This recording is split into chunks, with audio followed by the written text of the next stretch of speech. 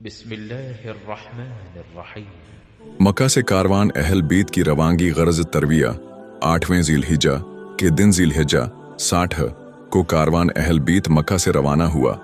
उमरू बिन सईद बिन आस अमवी हाकिम मक्का के सवारों ने रोकने की कोशिश की, लेकिन हज़रत हुसैन ज़बरदस्ती आगे बढ़ते चले गए और तंजीम पहुंचकर मजीद ऊंट किराया पर लिए और बढ़ते हुए सफ़ाह पहुंचे। यहाँ फरजदक शायर मिला। आपने उससे इराक के हालात पूछे। उसने कहा, आपने एक बाखबर शख्स से हाल पूछा। लोगों के दिल आपके साथ हैं, लेकिन तलवारें बनी इमिया के साथ हैं। क़ज़ाए इलाही आसमान से उतरती है, खुदा जो चाहता है करता है। आपने सुनकर फरमाया, तुमने सच कहा। अल्लाह अला मर या फालमा यशा वकुल यौम रबनानी शान।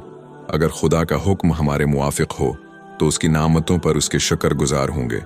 शुक्र गुजारी में वही मददगार है, और अगर खुदा का फैसला हमारे खिलाफ हुआ तो भी हमारी नीयत हक और तक़वी है। फरजदक से गुफ्तगू के बाद काफिला आगे बढ़ा।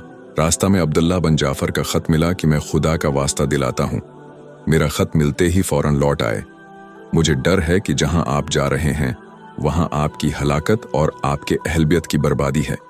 अगर खुदा ख्वास्ता आप हलाक हो गए तो दुनिया तारीक हो जाएगी। आप हुदायत याबों का इल्म और मोमिनों का आसरा हैं। आप सफ़र में जल्दी न कीजिए, खत के बाद ही मैं भी पहुंचता हूँ। इस खत के बाद अब्दुल्लाह ने उमर बिन सईद हाकिम मक्का से कहा कि वो अपनी जानिब से भी एक खत लिखकर हुसैन को वापस बुला ले। उमर बिन सईद ने कहा, तुम मजमून लिख दो, मैं उस पर मेहर लगा दूंगा।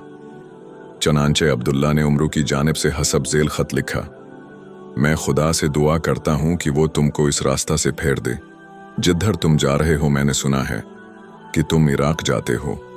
मैं तुमको खुदा का वास्ता दिलाता हूँ कि इफ्तिराक और इंशिकाक से बाज आओ, इसमें तुम्हारी हलाकत है। मैं तुम्हारे पास अब्दुल्ला बन जाफर और अपने भाई को भेजता हूँ, तुम उनके साथ लौट आओ। मैं तुमको अमान देता हूँ और तुम्हारे साथ सला रहमी और भलाई से पेश आऊँगा, तुम्हारी मदद करूँगा।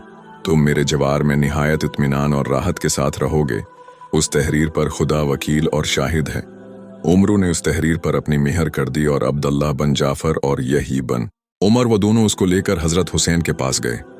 हज़रत हुसैन ने उसे पढ़ा और पढ़कर फरमाया कि मैंने ख्वाब में रसूलुल्लाह सल्ली की सितम की ज़ियारत की है।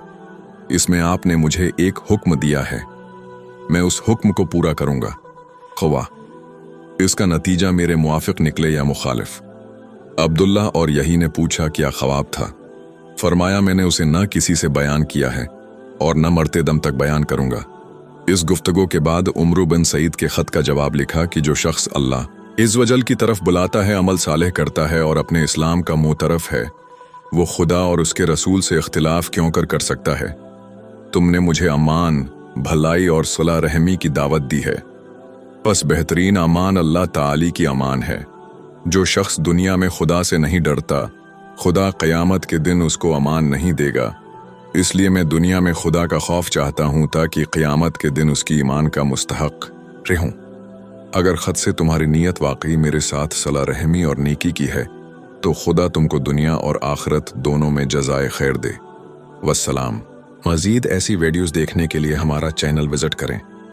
अगर वीडियो पसंद आए तो लाइक और सब्सक्राइब करें।